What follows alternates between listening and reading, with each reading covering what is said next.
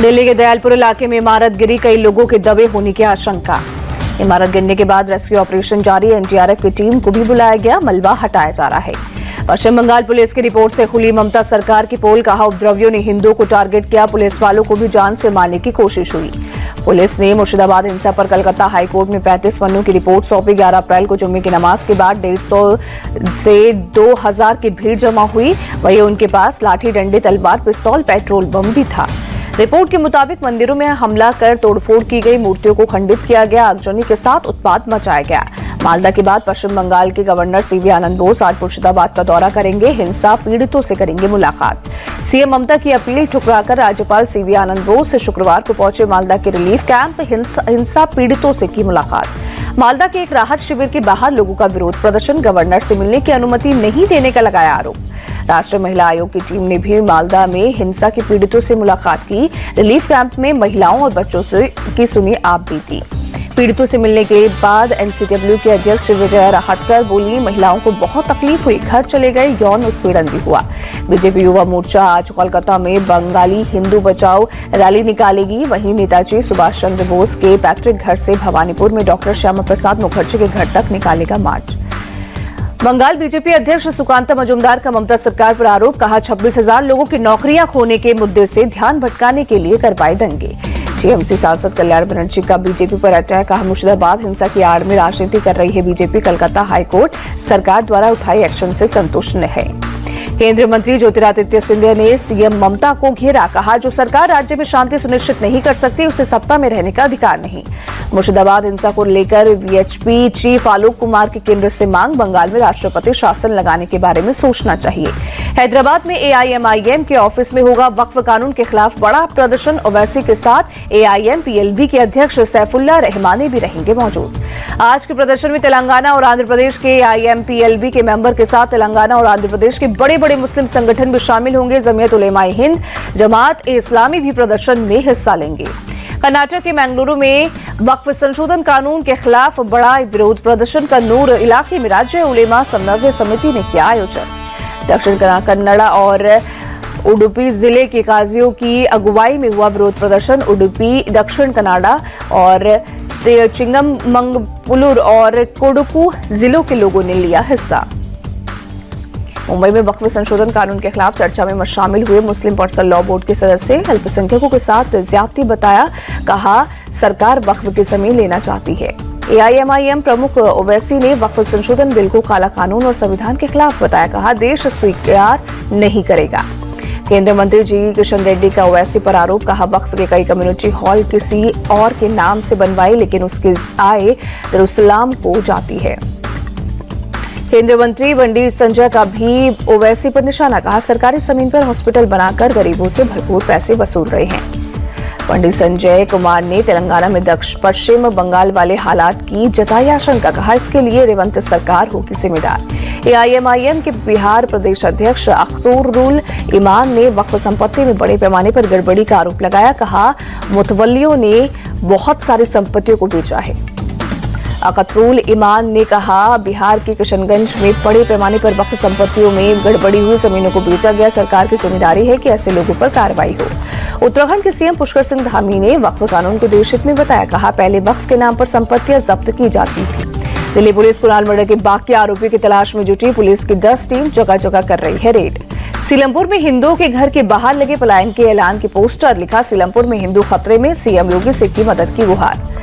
दिल्ली सरकार के मंत्री मनजिंदर सिरसा ने राजौरी गार्डन इलाके का दौरा किया, कहा गैर कानूनी ढाबे और पार्किंग बंद करने के आदेश दिए। दिल्ली के मंत्री मनजिंदर सिरसा के आदेश का दिखा असर, विष्णु गार्डन की गली नंबर 5 में नॉनवेज की सभी दुकानें और ढाबे बंद, कार्रवाई के डर से दुकानदारों ने शॉप बंद की। आज आगरा में सांसद रामजीलाल सुमन के घर जाएंगे अखिलेश यादव, राणा सांगा पर टिप्पणी के बाद करणी सेना ने उनके आवास पर किया था हमला। बिहार बीजेपी अध्यक्ष दिलीप जायसवाल का महागठबंधन पर हमला, कहा तेजस्वी यादव कोऑर्डिनेटर नहीं ऑर्डिनेटर हैं, बिहार में कांग्रेस जुहुला टांगने वाली पार्टी। आरजेडी नेता मृत्युंजय तिवारी का बीजेपी पर अटैक, कहा वो अपनी पार्टी और अपना गठबंधन बचाए, एनडीए की नाव डूबने वाली है। इंडिया गठबंधन पर केंद्रीय मंत्री जीतन राम मांझी का हमला, कहा महागठबंधन में एकता नहीं, सब लोग सीएम चेहरा बनना चाहते हैं। महाराष्ट्र में हिंदी को तीसरी अनिवार्य भाषा करने पर सियासत जारी, राज ठाकरे की पार्टी एमएनएस से सरकार के फैसले की कॉपी जलाई। एमएनएस नेता संदीप देशपांडे बोले, हिंदी राजभाषा है, राष्ट्रीय भाषा नहीं, इसे हम पर थोप नहीं सकते। एमएनएस से 5वीं कक्षा तक हिंदी भाषा की अनिवार्यता के विरोध में आंदोलन का किया ऐलान। मुंबई के साकिनाका इलाके में होगा प्रदर्शन।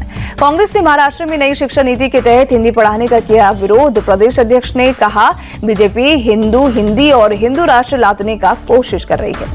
महाराष्ट्र कांग्रेस अध्यक्ष हर्षवर्धन सपकाल बोले, विविधता में एकता की थीम मिटाना चाहती है सरकार। आदित्य ठाकरे का बयान, कहा, केंद्र सरकार चाहती है कि हम भाषा के आधार पर आपस में लड़ें। महाराष्ट्र में हिंदी विवाद के बीच शिक्षकों के ड्रेस कोड का हुआ ऐलान। शिक्षा मंत्री दादा भूसे बोले, टीचर्स को यूनिफॉर्म के लिए देंगे फंड। असम में पंचायत चुनाव के लिए कांग्रेस जारी किया मैनिफेस्टो। प्रदेश अध्यक्ष बोले, पार्टी जनता से के लिए सब वादे पूरे करेगी। अलीगढ़ प्रवास के तीसरे दिन संघ प्रमुख मोहन भागवत आज पंचन नगरी में शाम को लगने वाली शाखा में पहुंचेंगे। स्वयंसेवकों के साथ करेंगे संवाद। अमित शाह के 2024 में सरकार बनाने के दावे पर बोले सीएम एमके स्टालिन, दिल्ली के कंट्रोल से बाहर है, तमिलनाडु झुकेगा नहीं। सीएम स्टालिन की अमित शाह को दो टूक, कहा, तमिलनाडु में दूसरे राज्यों की तरह पार्टी तोड़ना और छापे मारने वाली चालबाजी नहीं चलेगी। बिहार के सीएम नीतीश कुमार ने महिला संवाद रथ को हरी झंडी दिखाई। डिप्टी सीएम सम्राट चौधरी समेत कई नेता मौजूद रहे। मोदी और बिहार सरकार लगातार महिलाओं के लिए कर रही है काम। बिहार के डिप्टी सीएम सम्राट चौधरी का बयान। उपराष्ट्रपति धनखड़ के बयान पर कपिल सिब्बल ने जताई चिंता, कहा, वो कैसे न्यायपालिका पर सवाल उठा सकती हैं।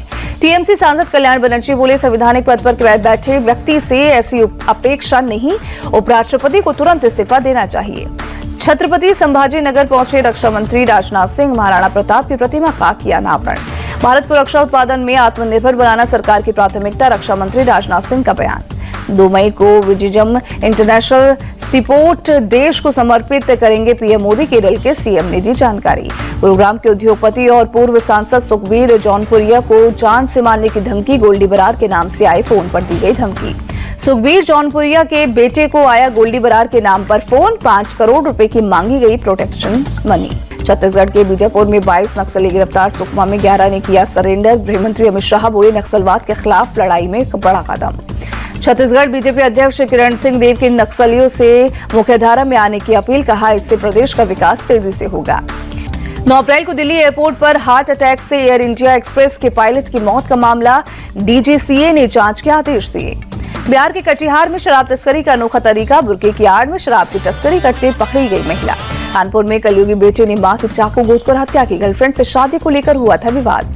छत्तीसगढ़ पीएससी एग्जाम में धांधली का मामला। महासमुंद और रायपुर में 5 जगहों पर सीबीआई की छापेमारी। बिचौलिए और सॉल्वर के घर से कई दस्तावेज बरामद। कर्नाटक के शिवमोगा में परीक्षार्थियों से जनेऊ और कलावा उतारवाने पर विवाद। अखिल कर्नाटक ब्राह्मण सभा ने कलेक्टर से कार्रवाई की मांग की। अहमदाबाद नगर निगम ने एक मॉल में किया मॉक ड्रिल। फायर और रेस्क्यू ड्रिल में पुलिस और एसडीआरएफ भी शामिल हुई। केंद्रीय मंत्री अश्विनी वैष्णव ने Gurugram technology global innovation park का किया दौरा। कहा, देश में 5 गुना बढ़ा इलेक्ट्रॉनिक उत्पादन। एम्स गोरखपुर में सीएम योगी ने 500 बेड वाले विश्राम सदन का किया शिलान्यास। कहा, बिहार से नेपाल तक लोगों को मिलेगा लाभ। दिल्ली में मानसून से पहले एक्शन में सरकार। सीएम रेखा ने जलभराव से प्रभावित रहने वाले मिंटो ब्रिज का किया दौरा। कहा, ऑटोमेटिक पंप किए गए इंस्टॉल। 60 साल की उम्र में शादी के बंधन में बंधे बंगाल बीजेपी नेता दिलीप घोष। बीजेपी महिला मोर्चा की कार्यकर्ता रिंकू मजुमदार से की शादी। आईपीएल में आज खेले जाएंगे डबल हेडर मुकाबले। पहले मैच में गुजरात टाइटंस और दिल्ली कैपिटल्स की टक्कर। अहमदाबाद के नरेंद्र मोदी स्टेडियम में दोपहर 3:30 बजे शुरू होगा मैच। जयपुर के सवाई मानसिंह स्टेडियम में खेला जाएगा आईपीएल का 36वां मैच। राजस्थान रॉयल्स के सामने होगी लखनऊ सुपर जायंट्स की चुनौती। शाम 7:30 बजे से मुकाबला। आईपीएल में पंजाब किंग्स की टीम ने आरसीबी के खिलाफ 5 विकेट से अपने नाम किया मैच। बारिश की वजह से 14 ओवर्स का हुआ मुकाबला। आरसीबी ने पहले बल्लेबाजी करते हुए 14 ओवर्स में 95 रनों का स्कोर बनाया। टारगेट का पीछा करने उतरी पंजाब ने 12.1 ओवर्स में हासिल किया लक्ष्य।